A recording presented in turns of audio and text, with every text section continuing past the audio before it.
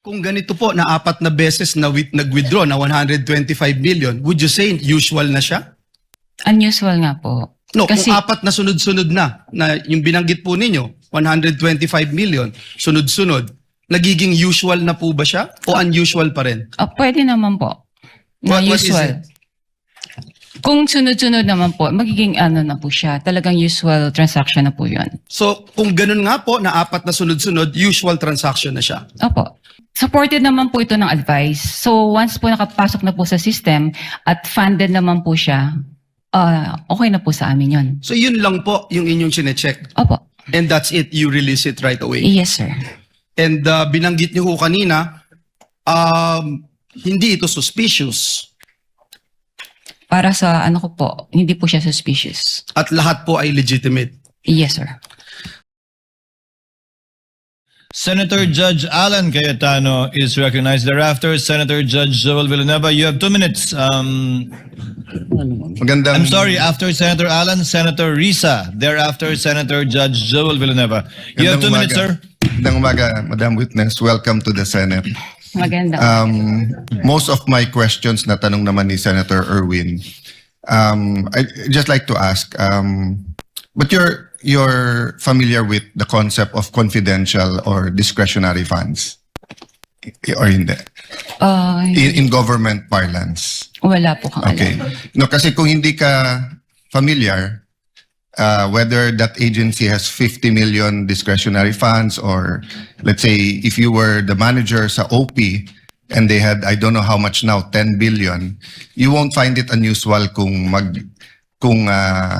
500 million, 250, 1 billion. Kasi nga usual means parate, unusual means bakit ganito kalaki, no? Because when I was in the DFA, there was a big storm and I've never dealt with Land Bank directly except for my personal account as sa sweldo ko as DFA secretary. But the president asked us, what can each agency do? So my staff then, si Yusek Ariola said, Sir, maraming ma-stuck sa mga ports, airport at seaport. May isa tayong fund. Kung OFW sila, pwede tayong magbigay. So I think we had to withdraw 50 or 100 million. At sinabi ng branch manager, wala. And then it was a Friday. So I had to call the president of Land Bank and say, Sir, mas stranded hindi. And then they sent over 50 or 100 million. So my point is, just because it's unusual, it doesn't mean it's illegal or whatever. Tama po ba? Wala naman pong illegal doon sa encashment po. Because nga, may difference when it's a private account. So it's a private account and they don't usually, let's say, someone has a private account, commercial or private, meaning business or personal niya, they always withdraw 50,000, 100,000. This is theoretical so hindi to covered ng bank secrecy law. Suddenly, we withdraw ng 3 million, minsan nagtatanong, di ba? Dahil know your customer, di ba?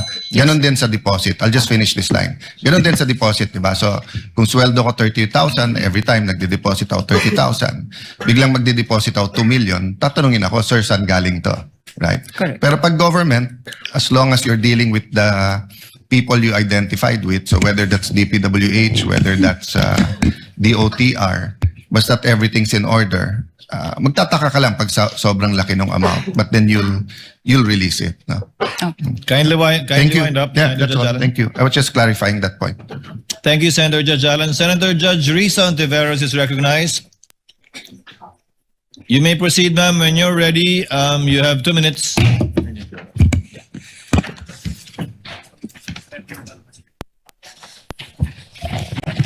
Salamat po, Mr. Presiding Officer. Madam Witness, yung 32 years nyo po na sinabi sa banking industry, yun po ba lahat ay sa Land Bank lamang? Opo. Okay. And then, sabi nyo po, unusual. Unusual yung withdrawals na ito. Sa 32 years nyo po sa banking industry, sa Land Bank, nakakita na po ba kayo ng ganyang kalaking amount na withdrawal ever before? First time po. First time. Okay. Sabi nyo nga kanina, unusual yung amount. First time may ganyang amount na 125 million pesos. Bakit yung sinabing unusual? Ano yung floor nyo para sabihing unusual yung isang amount? Usually po kasi kaya naging unusual para sa akin kasi cash po siyang kinukuha. Mhm. Sa other, ano naman po is, kumbaga nag-issue po sila ng mga cheque sa, yung disbursement po nila. By checks po, hindi po cash. Okay. So hindi lang yung laki nung halaga na 125 million ang unusual din na yung ganyang unusual amount ay sa cash kinuha at hindi sa mga cheque. Opo. Okay. And yung 125 million, yun ba yung minimum na pag kinuha in cash, sasabihin nyo unusual? Or meron bang lowest amount na kapag kinuha in cash, sasabihin nyo na rin unusual?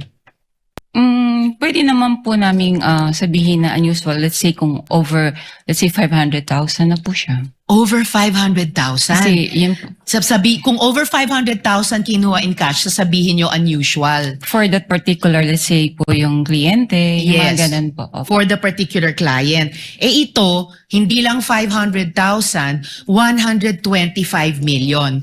So, 250 times mas unusual sa minimum amount na sasabihin yung unusual kung kinuha in cash. Depende po rin sa yung kliyente po. Depende sa kliyente. But kung sino mang kliyente aside, nasabi niyong unusual dahil 125 million na para po sa akin is 250 times yung 500,000 at hindi po in check, kundi in cash po kinuha. Pwede nga po, depende po sa depositor po niya. Kung regular lang sa kanya yung mga ganang withdrawals or what, it's usual. Okay. Pero kung parang for the first time ma-encounter namin that much, unusual po sa And amin. this was your first time. Opo. And in your 32 years, higit 3 dekada, kung masasabi nating pambihirang amount ito in cash, Opo. masasabi nating once in a lifetime yung ganitong amount in cash. Pwede po. Pwede. Alright. Salamat, Mr. Presiding Officer. Thank you. Tutuloy ko po sa second round. Thank you, Senator Judge Risa. Senator Judge Villanueva, thereafter, our distinguished Senate President. You may proceed, sir, when you're ready. You have 2 minutes. Thank you, Sir Presiding Officer, Senate President. Madam Witness, binanggit niyo po yung unusual, no? And gusto kong susugan yung katanungan. Yung usual, below 500,000 pag individual. Pero kung ito'y government agency, paano niyo masasabi na ito'y unusual? Any depositor naman po, kung hindi naman po ganong frequent silang nag-withdraw ng ganong kalaking cash. Kaya po, naano ko siyang unusual. Kung ganito po na 4 na beses na nag-withdraw na 125 million, would you say usual na siya? Unusual nga po. No, Kasi, kung 4 na sunod-sunod na yung binanggit po ninyo, 125 million, sunod-sunod, nagiging usual na po ba siya o unusual pa rin?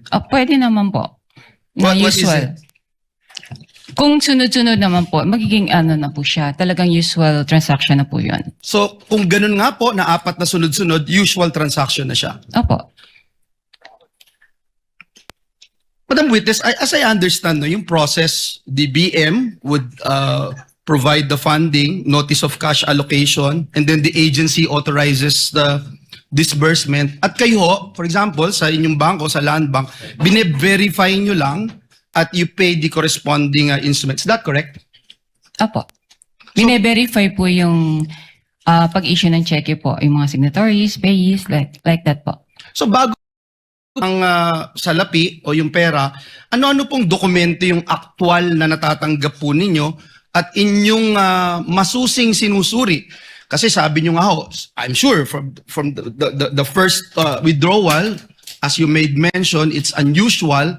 So ano yung mga talagang sinusuri po ninyo na dokumento bago nyo i-release ito?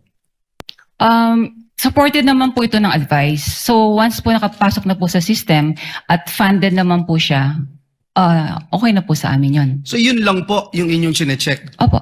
And that's it, you release it right away. Yes, sir. And binanggit niyo ho kanina, hindi ito suspicious. Para sa ano ko po, hindi po siya suspicious. At lahat po ay legitimate. Yes, sir. One last question that I'd like to ask. With this amount of money that will be withdrawn by the payee, ano yung mga advance arrangements? Kasi hindi usual yung biglaan, no? 125 million. Ano yung mga advance arrangements na inihingi po ninyo o tinatawag po sa inyo bago mailabas po itong salapi na ito? How far in advance was Land Bank informed that these amounts of physical cash would be required for each transaction? Mga a day or two po, ni-inform po kami from the cash division po ng OVP na meron po silang ganong cash requirement. So, sa amin naman po, pinaprocess naman po namin yung requirements nila bago po namin sila advise na available na po yung cash. So in sa 24 bank. hours, kaya na po. Pwede naman po. Salamat po. Maraming salamat. Thank you rin po. Thank you, Mr. President. Thank you, Senator Judge Villanueva. The distinguished Senate President is recognized. You have 2 minutes for your interjection, sir. Thank you. Thank you, Mr. Presiding Officer. Good morning, Ms. Constantino. Sundan ko lang po yung natanong kanina ni Senator Risa. So in your 32-year land bank, hindi pa po kayo nakakita ng withdrawal na ganito kalaking amount? 125 million. Tama Opo. po ba? Yes po, sir. Ano yung pinakamalaking nakita nyo ng withdrawal in cash? Hindi ko na po ma-recall. More or less lang. Mabigyan nyo kami. In cash? In cash. Siguro Yung po mga, pinakamalaking nakita nyo na o na-experience nyo na in your mga 32. 500,000 po. 500,000. And next, ito na, 125 million. Yes, sir. Ang Shaw Boulevard, maraming negosyo dyan. No? So I assume maraming mga private companies dyan. May nakita na ba kayong cash withdrawal from a private company na ganito kalaki in the hundreds of millions? Mostly po mga cheque po yung ini-issue nila. Cheque? Meron Opo. bang mga cash withdrawal din? Yung mga sa private companies? Wala po. Wala, puro Checks. cheque lang ang ini-issue nila. Opo. And then, kanina na 4 na beses pumunta sila Miss Acosta at si Mr. Ortonio sa inyo. Opo. Tama po ba? 4 na beses? Yes, sir. Nung nagwi-withdraw sila, meron ba kayong any casual talk kung saan gagamitin itong mga perang ito? Kasi sabi nyo nga kanina, unusual, ngayon lang kayo nakakita. Hindi ba nagkaroon kayo ng konting parang casual talk sa pangatlo o pang-apat na pagkita ninyo kung saan gagamitin tong perang to? Hindi ko na po ma-recall, Your Honor. I'm sure nag-uusap kayo, di ba? Yeah, brief talk. Brief talk, mayroon bang nasabi kung saan gagamitin itong perang ito? Hindi ko na nga po maalala. Sorry Ay, po. Hindi nyo na maalala. Okay. And then, kanina nasa tanong rin ni Senator Bam, typically rini-report to sa AMLAC no? Yung mga ganitong kalaking amount. Na-report nyo na ba? Na-report nyo ito? Hindi yung lang naman kung na-report yung ganitong kalaking cash withdrawal sa AMLAC. Ang alam ko po, ang Land Bank naman po ay compliant po sila sa when it comes to reporting po. So, nare-report siya. Compliant po kami doon. All right. Thank you, Mr. Presiding Officer.